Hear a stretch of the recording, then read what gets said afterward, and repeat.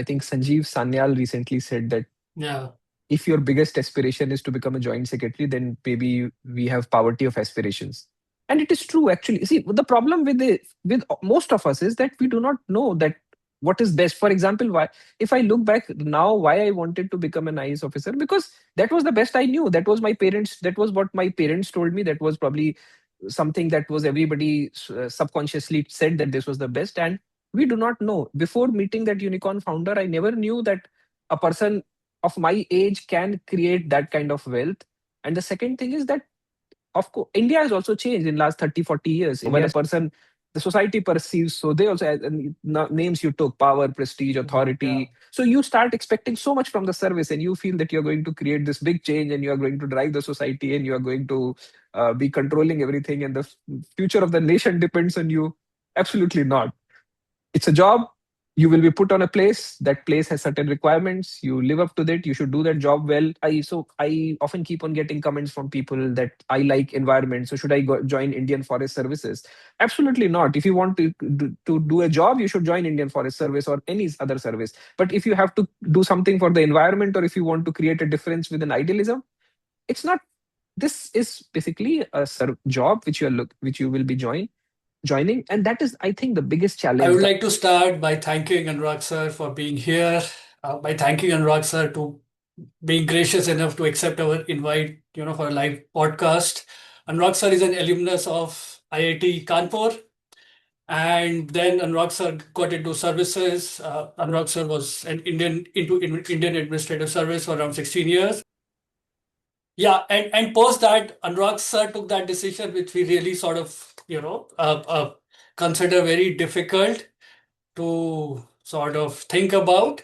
Very, very few people manage to do that, which is about leaving the services for a career in the corporate world. Anurag sir got into PwC as a partner and then currently working with Gainwell Group as managing director and CEO.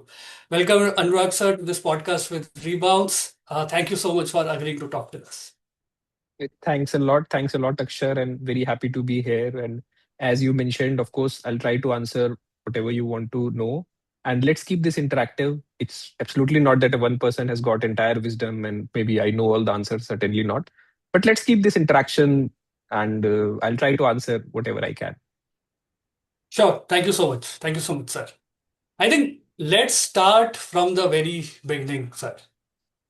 Uh, this seed of, going for UPSC or preparing for UPSC examination, for usually for many of us, comes at the time of, maybe school, college. For some of us, it's a childhood dream.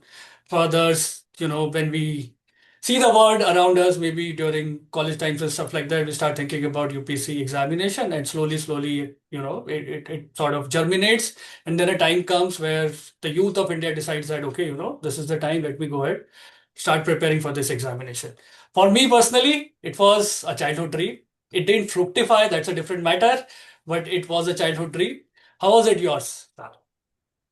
Yeah, so Akshat, as you're saying, and I think for me also probably it was a childhood dream, and we don't realize. But so for both my parents were government servants. They were working, and I belong to UP. I was studying in a small township that in that time district Mirzapur. Now it's Sonbhadra. So I was studying there, and everybody around whoever was next to me, including my parents and my neighbors, and everybody was working in that thermal power station, and they were government servants. And for them, basically, the best a person could do probably was become an IAS officer. And that's how I think the seed germinated. And I recall that I was reading, there used to be a magazine, I think it's still there, Competition Success Review. And I recall reading interviews of people who got selected from class 6th, 7th, 8th. And so, yes, it was a childhood dream. Great, great, sir. Oh, sounds good. Now, of course, it's a childhood dream, and for many, it is the same.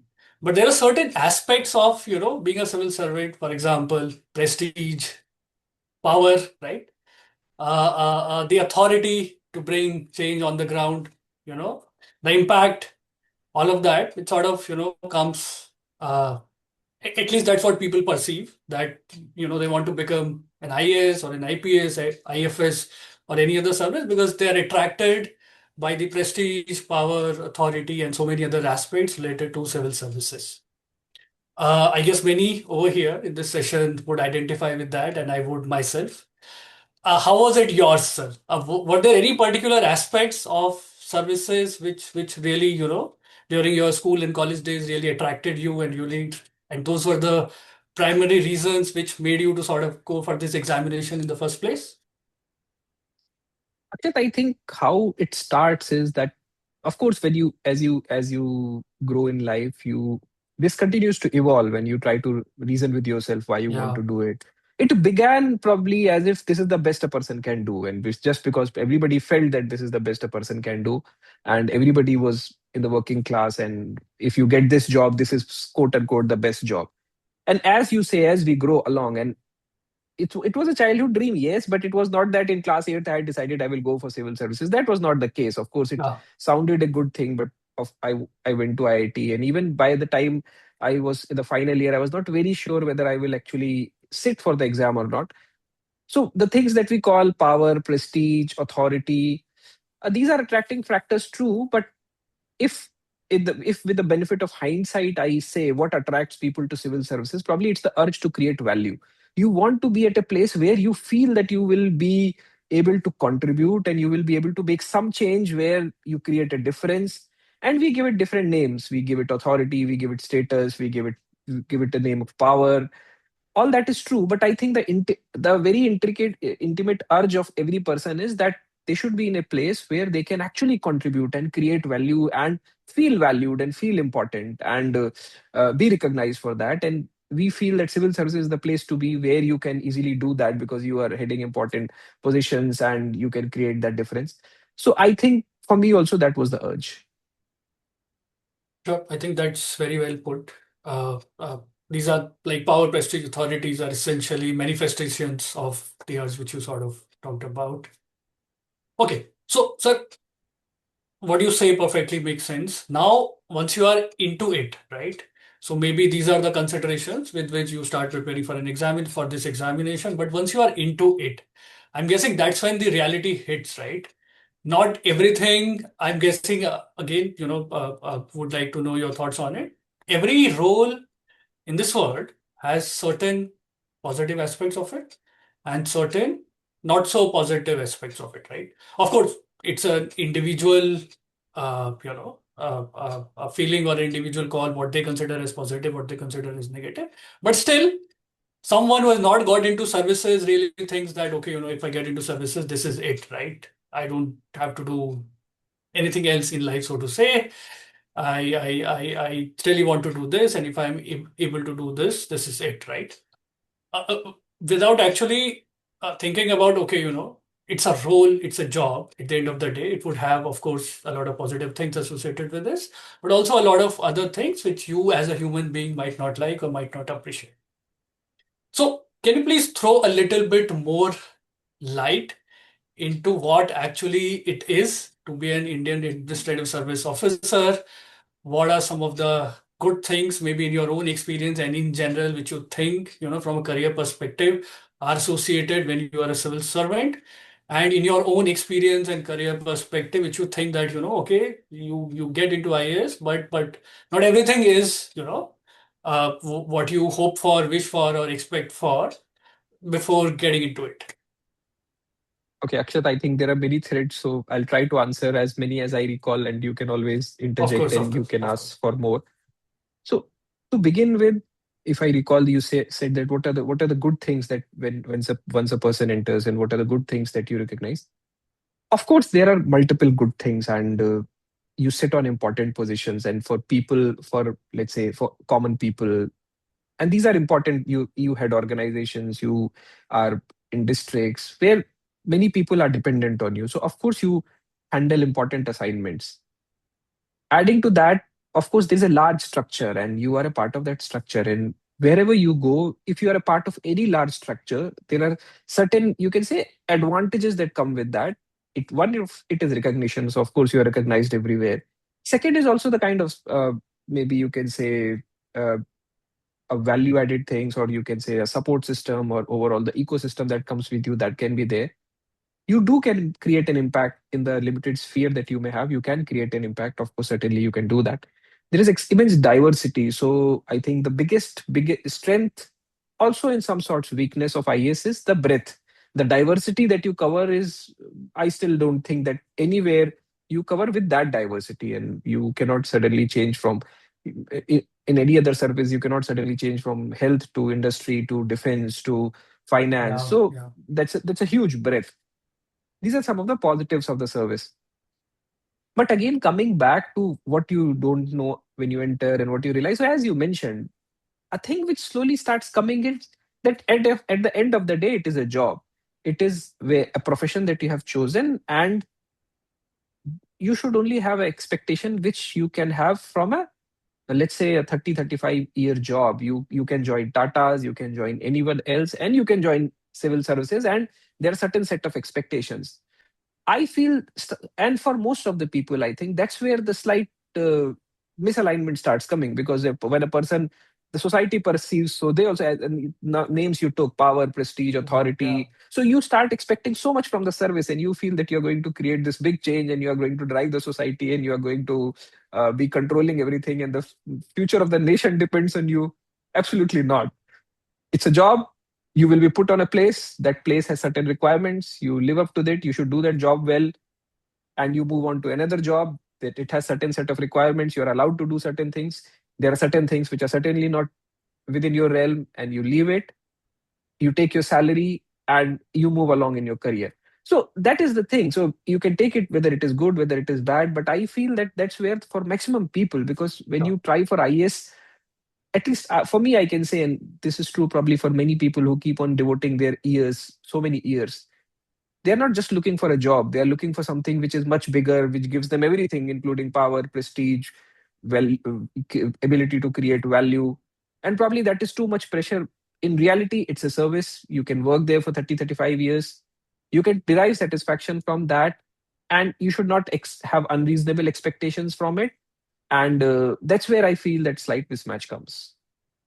Got it. Got it. That makes sense, Anurag sir.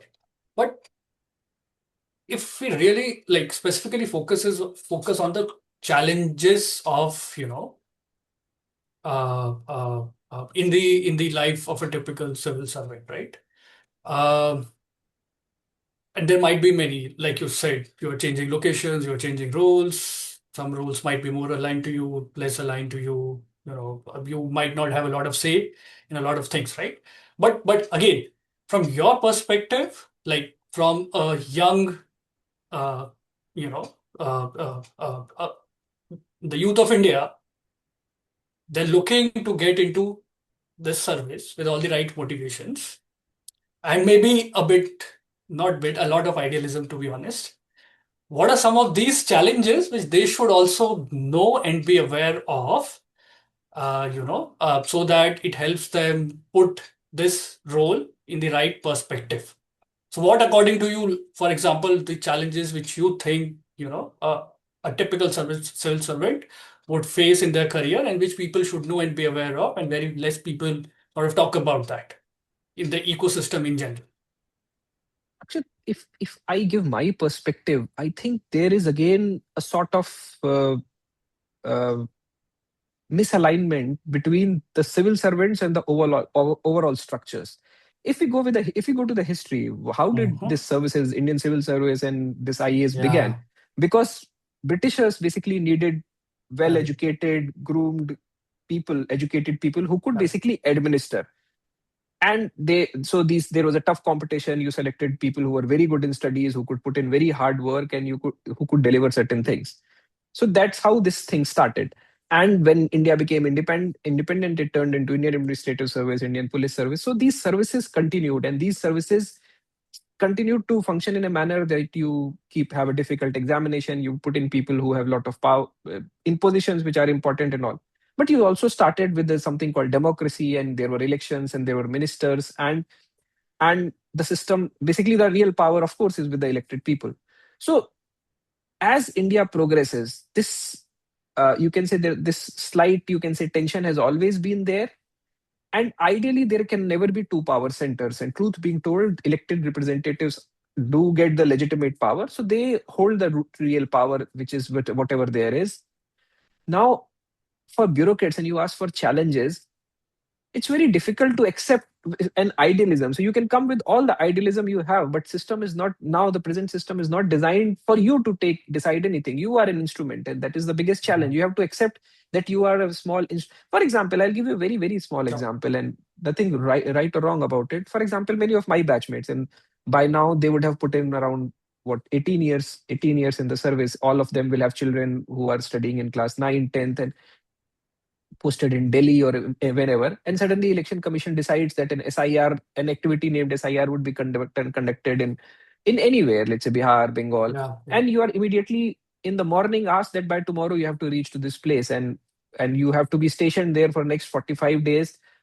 You might be working in finance ministry in government of India, food department in government of India, and suddenly you are giving that tomorrow have to go there. You sit in a strange village or in a strange district for 45 days, no questions asked, you have no say in that, and you do that election activity, come back. You can feel happy about it, you can feel sad about it. What I feel is that the realization is that you are an instrument. Your idealism, and you want to create, and I often keep on getting comments from people that I like environment, so should I join Indian Forest Services? Absolutely not. If you want to do a job, you should join Indian Forest Service or any other service. But if you have to do something for the environment, or if you want to create a difference with an idealism, it's not. This is basically a job which you will be joining, and that is, I think, the biggest challenge, the idealism. And second thing, which I also personally feel is that, and in many other services I'm not sure whether this happens, is that there is a quote in Matrix. It is said that ignorance is bliss. If you do not know something, then it's perfectly fine. In this system here, the problem is that, for especially for IAS officers, you work so closely in the system, you understand everything and you know everything and you see everything.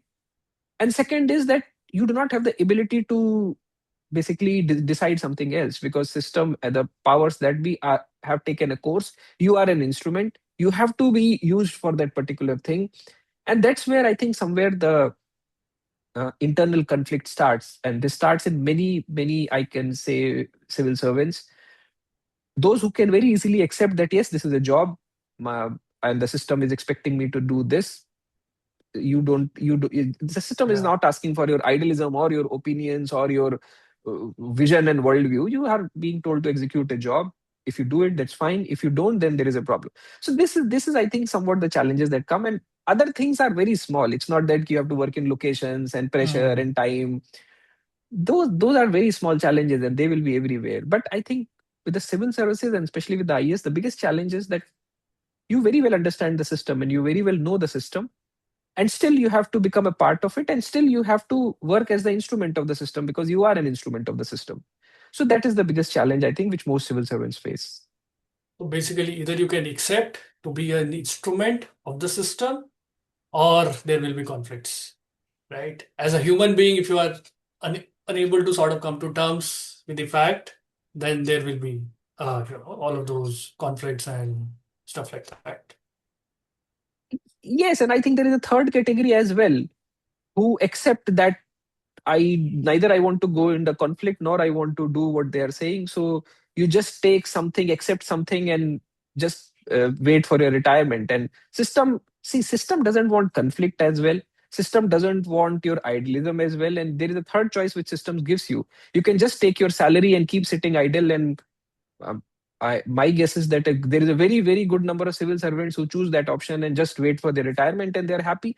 And I'm not judging them, and I'm not saying that it's right or wrong, but for me work was different, and for many this is what they willingly accept, and they develop different hobbies, they develop different things, and uh, government can provide that. But yeah, so there are three categories. Got it, sir. That makes absolute sense. Okay, so sir, you have spent 16 years being an IAS, then you decided to move out of it.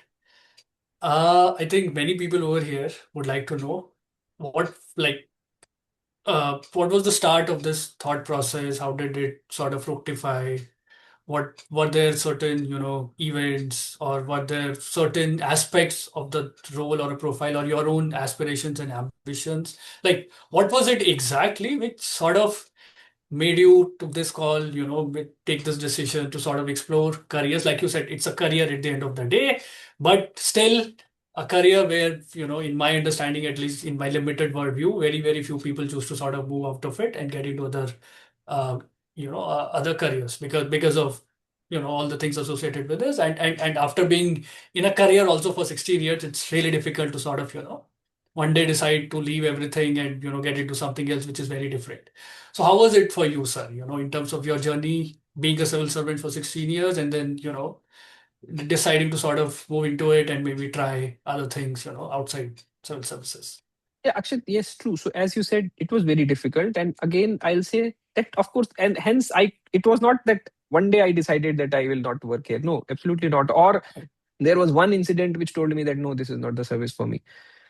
So as I told you before, and this is my answer, and I also Sure. say that it is not an absolute answer that everybody would be feeling this in this manner and everybody may be deciding in this manner. But my reason for entering the civil services was that I wanted to create an impact. I wanted to create value, and I personally feel, and again, it's again my individual choice, Sure. that all of our lives we are here to contribute something, and we all of us have our abilities, and we want to make use of them, and we want to maybe improve wherever you are there. You want to improve something, work with a team, do certain things.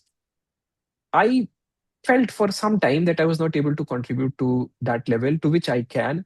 And IS being be it IS or any other career, there's a you can say a package which comes. So it's not that it's just the power, it's just the prestige, it's just the money, it's just the, let's say, your career progression. It's a mixed bag. As I started feeling that slight, you can say, uh, I won't call it disillusionment, but I will say that slight feeling that what I wanted to do, I'm not able to do. So I started looking out. What all else can I do? And I thought that I'll go out and maybe uh, study, do a master's course or something. Yeah. I applied in US universities, got through in almost all universities, and there was the one course I finalized, that there's a course in Harvard for related economics and Uh, public administration. So I thought that I would be doing that. But unfortunately, I did not get the scholarship there. So while trying for scholarship, I discovered that government has strictly limited opportunities for civil servants to actually go out and study. Slowly over the years, and rightly or wrongly, we believe whatever it is in India, in our great India. So yeah. slowly we have stopped those options of going out. So I was not getting that scholarship. Second, even getting those permissions that you want to go out to study, and those are quite limited. So you have to get permission from state government, you have to get permission from government of India, and this permission and that permission. So I was not feeling very comfortable about it. And at that point of time, I started to deeply understand that why I actually want to do this and what am I looking for. And I did actually multiple courses, and even courses for very basic understanding what is psychology, what is Uh, philosophy, what is the meaning of success, uh, what is purpose. And I tried to understand what I want to do in my life. Along with that, I was in discussion with a very senior civil servant, and he said that why don't you look for other options, and in the private sector. Until that, I had never thought about it. But he said, no, there is a founder you should meet. And at his insistence, and of course I did not absolutely want it, I met founders of one of the unicorns. sure. And I sat with that person for we chatted for 2 3 hours, and the person was my age. And I was like totally it blew my mind, because here is a person of my age, he has created a unicorn. And so I calculated in my mind, creating a wealth of more than 10,000 crores, running a company which employs 2 3,000 people, and having a vision that what is happening in the US and how their economy is affecting us, how they're expanding in different territories in India. So that was my first introduction to the world of startups and new India and new businesses and what is happening, and the energy and the vibrancy. And the biggest envying point was, I will say that absolutely envied how enthusiastic he was about his work. And in civil services, I'll say that at least my experience is that it's very difficult to find a passionate person who is absolutely passionate about their work. Somehow, because your passion to do something can only continue if you are actually able to execute that. And if you can't, and if it is a job and you are daily being reminded that this is a job, the passion slowly goes away. So I met this person and I absolutely envied his passion, and that is when it started. And I slightly became open to the this idea that I can maybe shift to the private sector. I started meeting more people, and then this offer of PwC came that I can join them. I again evaluated the entire package. It was not just that key, what are they offering me? Yeah, And yeah, of course. so both packages I tried to evaluate what I'm getting in the government on all counts, family, freedom, and all counts. And similarly here, I felt it's a rational choice. And second, I had already spent 16 years here. Even the thought that I can reinvent myself gave me tremendous energy, and uh, it excited me beyond words. So that is when I very seriously started thinking about it. But it took almost 2 years, and I say this quite often that entering into the service, or at least the decision to enter into service, is very easy. You decide that you want to give an Yeah. exam, and you give an exam, and either you are in or you are not selected. But leaving it is absolutely difficult because it is your decision. It is subjective. But then many things I realized, and quote. So, for example, some quotes keep on coming back and back. And there is a quote which I recently read. It is said that people would choose unhappiness over uncertainty. So I realized that just because we are not willing to maybe move to pastures which we don't Yeah. know, we will choose whatever unhappiness we have because that's certain. I know what will come tomorrow, what will come 3 days later. But because I felt here, what I want to do, I'm not able to execute that. So thinking a lot on all these counts, I decided that maybe it's a good time to move on. And Javed, I think probably there is a शेर that क्यों डरे जिंदगी में क्या होगा, कुछ ना होगा तो तजुर्बा होगा. तजुर्बा होगा. Correct, correct, So correct. yeah, so I thought that it's time to move on. That's really profound, sir. That's really profound. Uh, I think this reminds me of the entire ecosystem, sir, which we sort of deal with day in and day out within rebounds. Yeah, a lot of people, like I see around me, a lot of people, like I have myself been a UPSC aspirant, sir, from 2013 to 2016. I couldn't make it. But I see a lot of people, the youth in India, they're spending years and years of their life just preparing for UPSC. We may meet people who spend somewhere from 3 years to maybe 10 years of their prime youth just preparing for this examination and doing nothing else, absolutely nothing else. I think this particular thing which you said, that I would choose unhappiness over uncertainty, or this particular quote which you said, ज्यादा से ज्यादा क्या होगा और कुछ नहीं होगा तो तजुर्बा होगा, right? I think, I don't know. That is one of the reasons I sort of wanted you to speak about, okay, careers here and careers there, because I just feel there is a particular,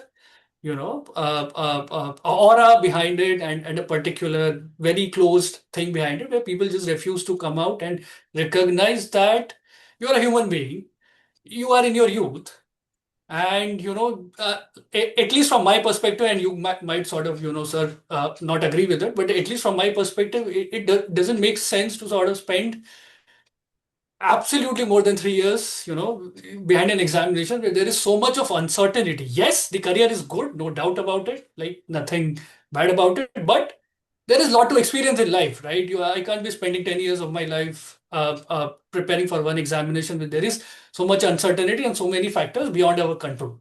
So, what is your take on that, sir? And I'm sure this is something many, many people over here would identify. Akshay, and again, an unpopular opinion. I think Sanjeev Sanyal recently said that Yeah, if your biggest aspiration is to become a joint secretary, then maybe we have poverty of aspirations. And it is true, actually. See, the problem with most of us is that we do not know that what is best. For example, why if I look back now, why I wanted to become an IAS officer, because that was the best I knew. That was my parents. That was what my parents told me. That was probably something that was everybody subconsciously said that this was the best. And we do not know. Before meeting that unicorn founder, I never knew that a person of my age can create that kind of wealth. And the second thing is that, of course, India has also changed in last 30, 40 years. India has right. tremendously changed. See, what I'll tell you is that general wisdom, and this happens in everywhere, there is a lag. What your parents tell you, what is the general wisdom, and we hear these things, right? Property mein kabhi loss nahi hoga, and Mm-hmm. sarkari naukari. So these, of course, this why are these generalisms true? Because the journalism said, because for example, maybe it was true for 30 years, but there is a lag, and maybe 30 years later people will start saying something else. And very simple, there can be very simple checks. Is civil services the best option in US? Is it best option in let's say West?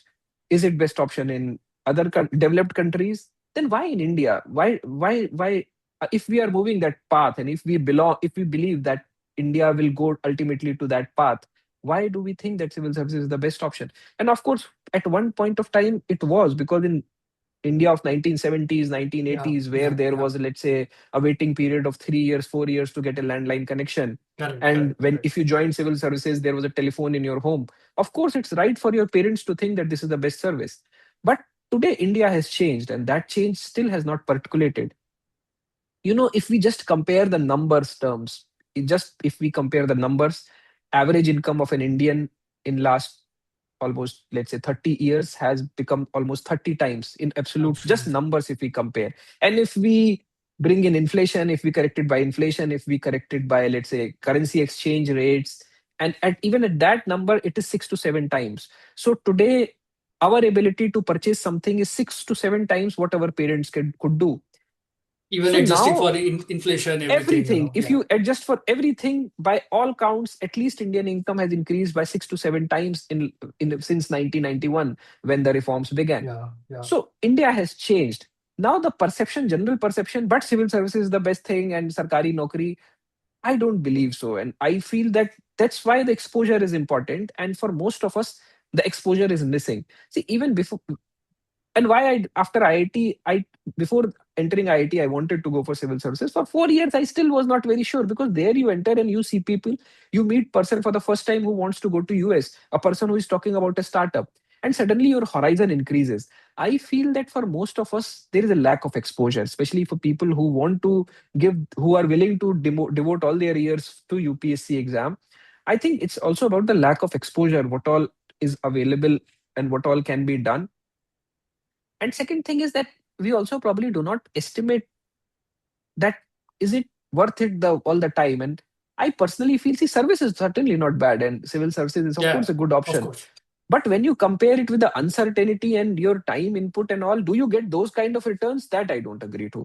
I don't think that if a person invests 7, 10 years into something else and this kind of hard work, the output can be much more. That's where I feel that there is a there it's not a from that count, it certainly doesn't make sense for the large number of youth just to keep on sitting for years and years together studying for an exam. There I feel there is a disconnect. So I feel that the most important thing is exposure, and once a person knows that what are the options Mhm. available and what all they can do, they can take a conscious choice. Sure, makes sense. But sir, to be, if I talk about the reality and the kind of people who we interact with, there are lots and lots of people who do not even go for a full-time degree program, maybe enroll in an IGNU or another part-time program, because just to get that eligibility to appear for this examination. And trust me, it scares the shit out of me. The kind of, like you talked about opening up the horizons, right? The kind of horizons and education a full-time program opens up. That won't happen in a part-time, degree. Nothing against those part-time degrees, but in general, I'm talking about from my experience as well as what I see around me. I really fail to understand, the origins of this mindset, and the failure to understand the risks behind these decisions. And of course, like I said, there are many youth, almost 10 lakh people. The youth of India sits for this examination, and it takes somewhere on an average 3 to maybe 6 years before they decide to come out of it. And this is just one example of it. There are other competitive examinations. I don't have to even talk about it. All of us are aware of it. And you talked about, the poverty of aspirations and stuff like that. So, sir, what will be your message to people who are riding the same boat? Like you talked about expanding the horizon, getting more exposure, etc. But when it comes to actually doing it, what are some of the things which people can actually do, which might help them see a word, beyond a dream, which is worthwhile, but not worthwhile spending, let's say 7, 8, 9 years of their life doing it, especially youth. Actually, truth being told, I again do not understand that. See, just seeing the numbers, 10 to 15 lakh students sit for this exam, and hardly there are 1,000 posts, and even in the 1,000 posts, people beyond 300, 200 will continue to give that exam again and again because they would want to come up. Absolutely. There is absolutely maddening competition. Second is, see, for a person to think that they can make into that, and of course it's not that there are stories like 10th fail and all where you actually make it. But if you can do that, trust me, you can do with this kind of input, you can do much better in other places. And if for most, and that is just one story, but for most it doesn't happen. There are only 200, 300, 400 people who can do that. And for most, they just keep on. But I also feel there is another thing, we do not want to, and many people do not want to tell themselves, but there is a lot of disguised unemployment there as well. You can spend 7, 8, 10 years of your youth telling people that you are preparing for civil services and maintain and manage that internal, you can say, respect and all. And it is not, it's not, certainly not looked down in our society when you tell that मेरे घर का लड़का वो UPSC की Mm-hmm. तैयारी कर रहा है, अभी prelims हो गया अभी. So Correct, even correct. that is a great respect, and people start feeling that yes, that's a protective shield. In truth, I feel that there is a lot of disguised unemployment there. And if you see that, if you say that, let's say 10 lakh people are giving that, I feel that the number of people who are involved in this cycle would be much more. And I do not know, but I think at least 50, 60 lakh people in their youths are involved in this cycle. I'm not sure what is the right way. Maybe there are no jobs, or maybe we do not know where they would go. But often people, like, you can say, fool themselves, and we all of us have been guilty Mm-hmm. of fooling ourselves. Yeah. But in a way that you are preparing for civil services, you want to give an impression that you are suitably engaged in some pursuit which society looks respectfully. And suddenly 7, 8, 10 years of your life go, you invest, and then there is nothing which you can think of. So I feel that one should very clearly evaluate that what are the realistic chances of making this, and if not, what will happen then, rather than just having this shield of being a civil service aspirant for 5, 7 years, and then there is nothing what you can do. Yeah, yeah, that makes sense. I think that's another angle to look at it. It's a shield for many people, right? The Just by saying that, okay, you're preparing for civil services, you start getting that, respect, aura, and stuff like that. A lot of people get interested in your journey. हुआ नहीं हुआ, इस साल हुआ, अगले साल हुआ क्या नहीं हुआ, right? Yeah, that makes perfect sense. But sir, in terms of realistic career opportunities, okay, let's say I want to be preparing for civil services. I do it for 2 years, 3 years, 4 years, whatever. Things don't work out. But I still hold inside me as human being those ambitions, those aspirations, maybe, to bring some impact, bring some change on the ground, drive outcomes, like you said. So if I leave out, let's say, entrepreneurship and things like that, but purely from a career perspective, what do you think, in your opinion, are some of the other careers which people can seriously think about pursuing them, maybe, okay, just give examination on the side, because I don't believe there is anything to be learned beyond 2 or 3 years. You get whatever you need, but start building your career, right? Start moving forward, show some momentum, start moving forward in life. So what are some of these things, in your opinion, which people can genuinely explore, which you think are career opportunities, good ones, and aligned with those principles, motivations, or aspirations? Starting, those are the reasons you sort of went for civil services in the first place. So Akshat, what I will say is, of course, one, let us acknowledge that yes, 1, 2, 3 years, whatever you spend here, are actually enriching. You learn a lot of things which you do not otherwise know. So I any would agree. aspirant who has spent 2, 3 years is actually much above in knowledge than many people. And Yeah, I would uh, agree. any public administration course, or any, you can say, political science course does not teach you as much as a serious aspirant will learn here in 2, 3 years. So I feel that yes, of course, you are quite valuable. uh, for many, in many places you are quite valuable. But second, now there can be what options? There can be generally two options: either you go in the private sector or you go in the public sector. Let me talk about the private sector first. And of course, private sector, You are knowledgeable, but you have to package yourself as well. Why? Knowing something is one thing, but see, private sector, a very simple thing, what how private sector runs is profit. And you have to Right. basically package yourself in the manner, you have to basically show that why you are beneficial. And you have to think, so it will be for everybody, it will be a different thing. For if a person is a lawyer, has been a lawyer, it will be different for that person. If a person comes from a, let's say, analytical background or engineering background, for them it will be different. For many others it would be different. So you have to identify which sector you think that you can fit in. You also have to know your value proposition, how you add value. It is not that, see, for many servants, I feel like the easiest thing we start believing in life is to give exam, and actually it is the easiest thing because you have to study, you clear certain questions and you have to enter. But real life is much more. If I ask you to prove to other person that you are valuable and this is the skills that you have and that's how you can contribute to their business, it's not easy. It's subjective. You have to learn the nuances. You have to learn what business they do, what skills you have, what is needed in the market, how it is growing. So you have to think on all those counts. And but I feel that yes, after 2 years, any serious civil servants has lot of skills, but it needs to be marketed well. And if you can market it, you can market it to the domain you want to go. Some easy, low-hanging fruits that appears, of course. Public policy is a field that we all see that are Yeah. growing, and of course, I was in consulting, so a lot of government consulting work goes. So for any government consulting work, people who have tried for civil services are much more valuable than a person who has no understanding of how the government structure and machinery and everything is. Third can be, of course, one of the very fast growing area I believe is, and I think it will only grow in India, is political consulting, because politics has lot of money, and the scientific political consulting, despite whatever has happened, I think it will continue to grow. And civil servant service aspirants are actually, I would say, would be very valuable in that field.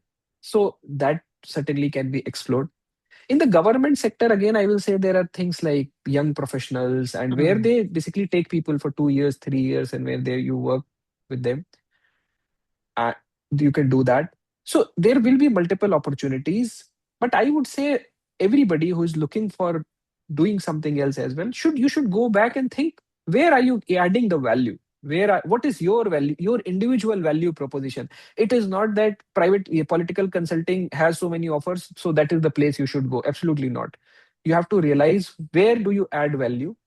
Do you have a value proposition in you? And after that, you have to like fit in. There should be a intersection between which industry you want to go, and you will have to try.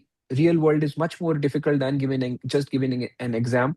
So you have to enter into the real world. But again, as I said, and so I keep on reciting these shares. But if you want to do well in life, you will do well in life.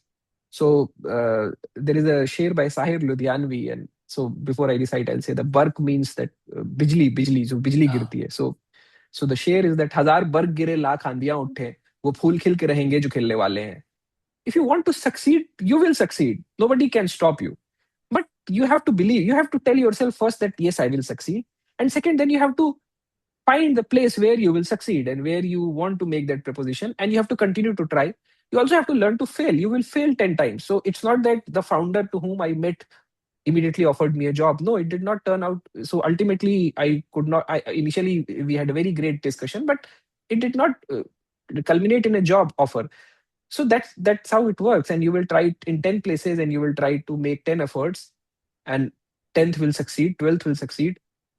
And again, since we are talking about uh, you are rebounds, so I'll tell you again very interesting thing. You can fail 10 times, doesn't matter. You have to succeed only once, and once you succeed, people will know only your success. So you are talking with me, you only know that I am MD of this place. You know that I was IAS there. You only know about my success, you don't know Yeah. about my Yeah. failures. Of course. So you have to succeed only once in life.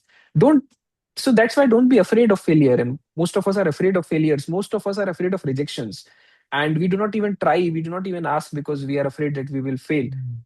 But unless you fail, it means that you are not trying, and you will have to fail. But if you succeed even once, that is good enough. So I feel that anybody who seriously thinks that they have to make a career anywhere else, world is very large, world is much larger than UPSC. You will be able to make it, but you have to know your value proposition. Certainly, sir, certainly. And by the way, just for the audience here, failure doesn't mean you keep failing in the UPSC Civil Services examination. There you don't get anything, from the failure. Okay, sir, that is super interesting. Uh, just to share my personal thing, like I said, I prepared for UPSC 3 years. That was a mind-changing journey, sir. You know, the kind of perspectives, the kind of, thoughts, opinion, I developed. I developed a character. I developed my way of thinking.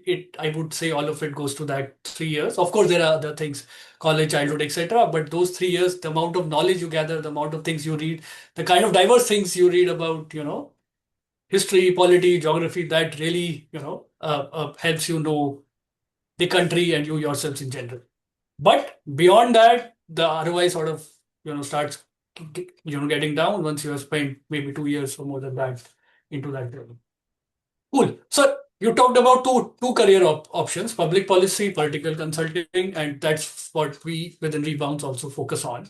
But can you please talk a little bit about like specifics about the future of these career options? Because what I generally hear from people is, look, public policy, I really don't know what the future is. There are many contractual roles, very few permanent roles. There is a lot of entry barrier around it, and stuff like that. Again, like you said, the fear of change. These are the things which people usually mention and usually sort of say that, look, maybe I will give another attempt, maybe two more attempts, because this is something which is really very, very uncertain. So I really don't know what I'm getting into. Will I be able to make a lot of money? Will I be able to fulfill my aspirations, ambitions, etc.? Same for political consulting. So what is your take on that, sir? See, my take is world is changing.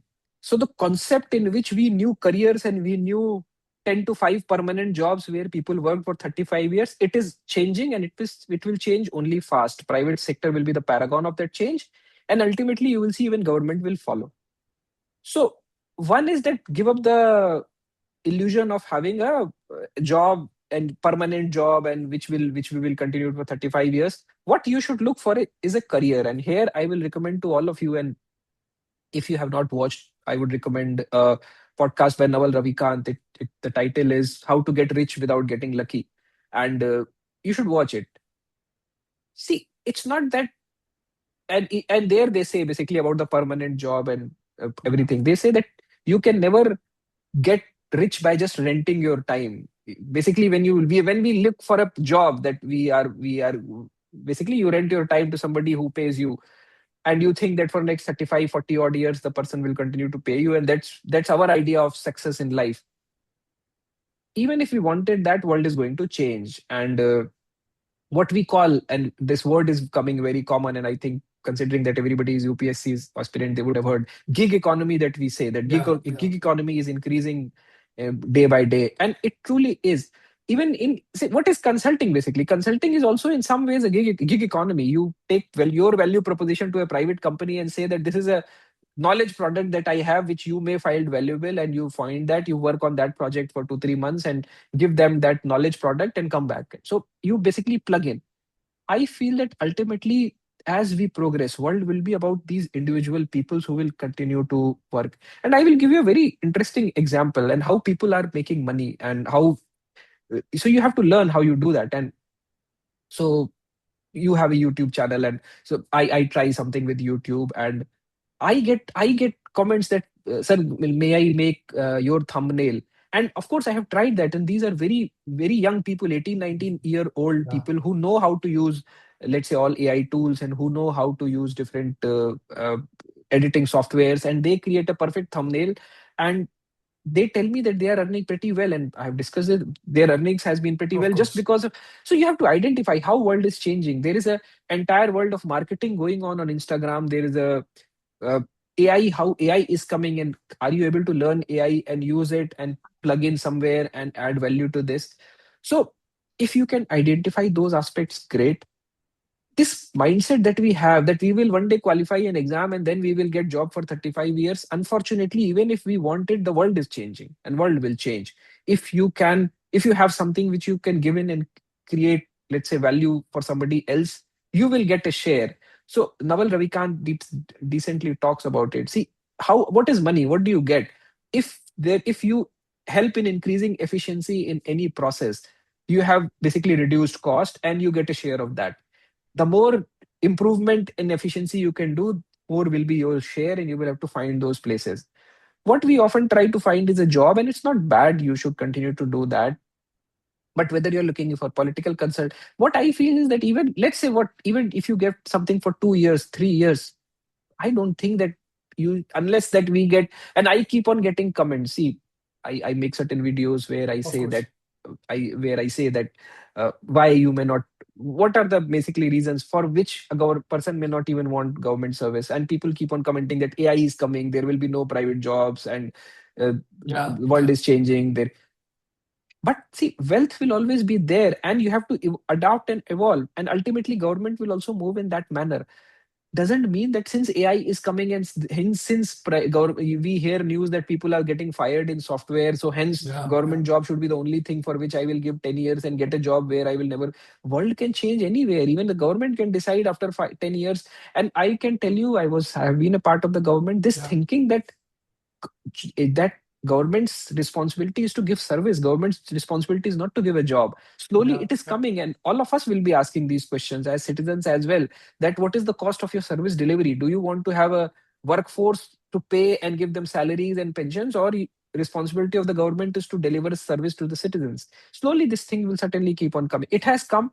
If you compare the perks and everything that probably, let's say, even civil mm, servants or IS officers yeah, could claim 40 years before, they cannot claim it now, yeah, with all the scrutiny and all the questions. And coming next 30, 40 years, again, it is going to get reduced. So what I feel is that it's absolutely not to fear that you will not, there are no permanent jobs, and we have to change our mindset. If we feel that we are valuable, we'll always be able to generate wealth for ourselves. And even if a person in the gig economy works for 2 months, they can earn more than what a person can earn, let's say, just by doing a job in maybe in a year. years and years. Yeah, Yeah, with years. So it's your journey. You'll have to think, you will have to make yourself useful. And people who can do that will certainly do well. People who can't, then they will be on the suffering side. yeah, that makes perfect sense. That makes perfect sense, sir. You talked about mindset. So again, if we compare a government job with a private sector role or a job, uh, what is this difference in mindset between what is expected out of an individual who is in a government job versus a private sector? Because I think despite they being jobs at the end of the day, I think fundamentally the mindset is not the same. So is maybe the requirement around skills. So, what, in your opinion, sir, is this difference in mindset between and skills between a, let's say, government job versus a private sector job? See, again, it's very different. And how is it different? See, government job, and what people do is that you give whole whole of your, let's say, whole of your effort to clear that exam. And once you clear that exam, you work very, very hard. And it's not only for civil services, for whatever government services, even be a school teacher or wherever, you give your best to clear that exam. And once you have cleared that exam, and if you are on the other side, suddenly this attitude starts coming that now this is my entitlement, and whatever work I do after that, it's what additional I'm doing. And suddenly, for governments, it's very difficult to, let's say, keep people efficient, keep people motivated, because the system is not designed in a manner. And second is that, who is the owner of the system? Like, in private sector, it is very clear, profit is the motive and there is a Yeah, owner. yeah, And yeah, so there is for those who know economics, there is always a problem of principal and the agent. Principal may have certain motives, but the agent whom principal keeps to execute these motives, there is always a dissonance between the motives of the principal and the uh, incentives of the agent. In government, that is there is a huge difference. For example, you keep some agents to deliver a government service, and these are government servants, but whether they will deliver it or not, what incentive they have in delivering it? So it becomes a very different kind of mindset. Of course, there are some people who continue to remain motivated, there are some people who become yeah, disillusioned, there will be few who will turn to corruption, and there are multiple things like that. In private sector, I will say, considering that the motive is very clear, at the end of the year, your performance will be monitored. So It is people the who are numbers put, that matter, right? it At is the the end of the number day. that matters. So if you are doing well, if you are contributing value, you will do well. If you are not, you will be slowly shown the door. And I will say, but I have always believed, and this is a philosophy not only for your profession, but also for your personal life, for your friendship, everywhere. Always give more than you take. Wherever you're working in a place, always remember that what you're taking from that, you should give more than that. You are living in a country, you expect certain things from your country, you should always give more and contribute more. And I have always believed the same in the government, you should do that. And in private sector, especially if you are doing that, I think your recognition will be much more, because that's, it can be monitored, it can be very easily seen that this person is delivering more than is expected from this person, and more than the what organization is giving them, and it will be very handsomely rewarded.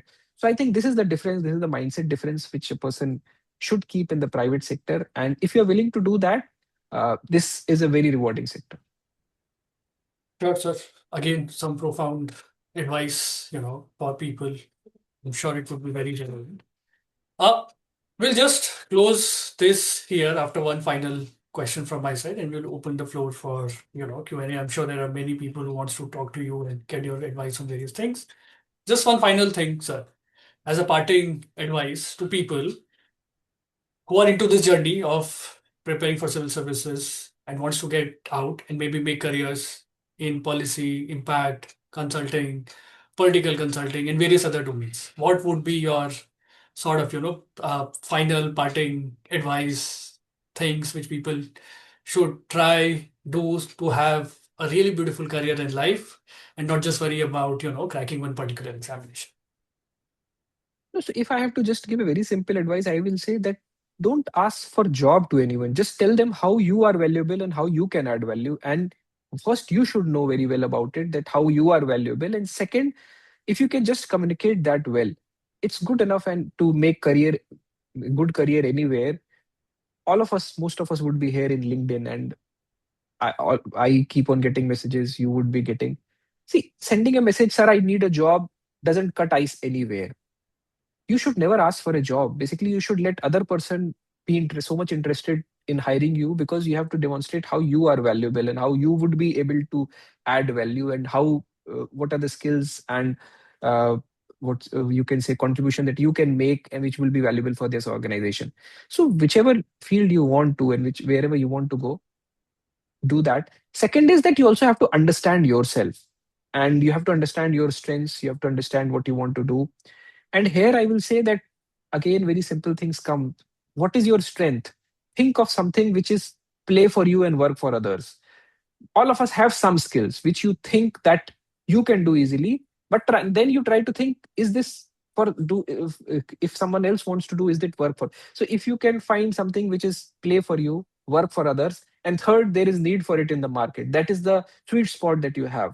And if you can like maximize on it, you can make wonders, because other people need to make an effort to work on it, whereas for it comes naturally to you. It's not easy to identify that, but if you can do that, and I feel that if you continue to look inside yourself and try to think and try to work on it, we improve, our mind changes, our mindset changes, you can do that. And second, always go with to anybody with a value proposition, with a very clear you can say very clear statement how you can add value, and that's how you will have a perfect career. Sure, makes sense. I think your words reminds me of Steve Jobs, sir. Steve Jobs, in various points and various places, have written about, you work where you sort of identify with it. It should not be artificial transactional. It should be something which you deeply identify with it. Great, great, sir. Thank you so much for all your insights, thoughts, things which you shared.